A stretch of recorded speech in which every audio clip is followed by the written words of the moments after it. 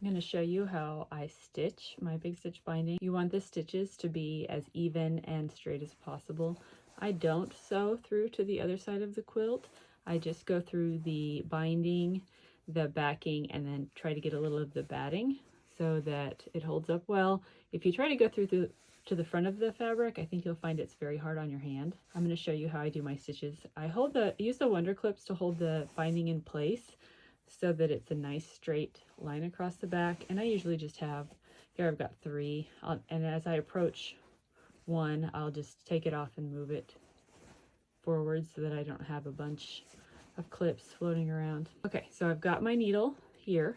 I'm going to try to put as many stitches on the needle as I can, because that will help your stitches be straighter. So you can usually get about 5, I think.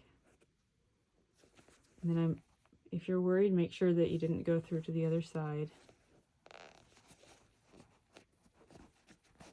And then pull the needle through. So I'll just keep going and show you some more. You want to make sure that the thread does catch the other side.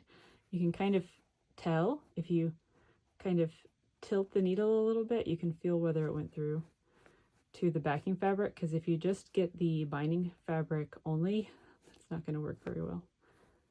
I have found that this binding method holds up well to lots of use. I actually originally tried this because my binding stitches were not holding up well to my kids' rowdiness, and I was having to repair binding more often than I wanted.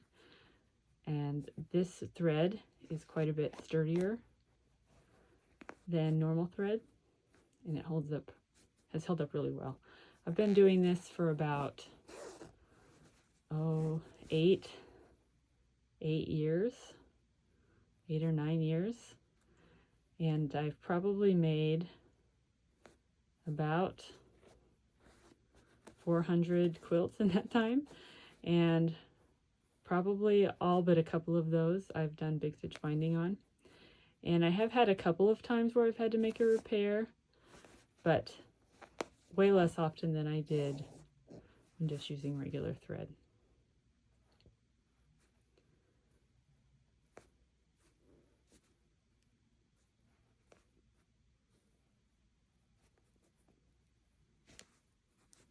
So I'm approaching this clip, so I'm just gonna move it down further. Clover Wonder Clips do eventually fail, but I've probably had these for, I don't know, 10 years. Occasionally one will break, but they've definitely held up well to lots of use.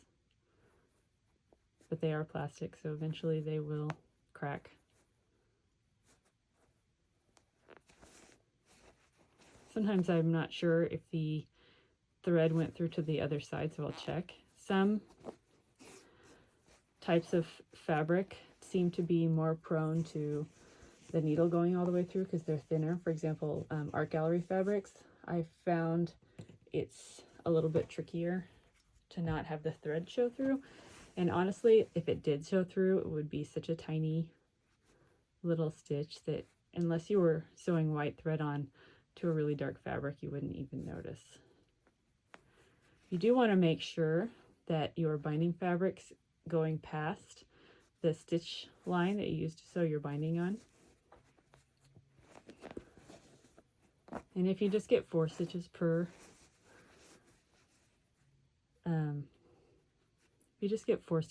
needle, that is fine too.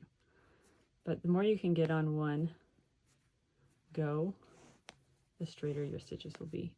I don't mark where I'm going to stitch. I just use the edge of the binding as a guide.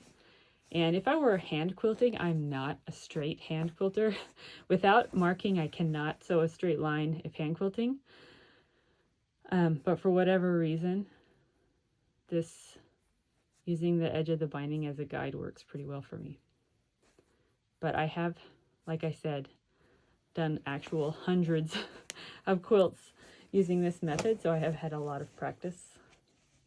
And I like to hold my quilt like this when I'm binding, which is the quilt is upside down and I have the binding facing me. If you do it differently, that's totally fine. This is just how I do it.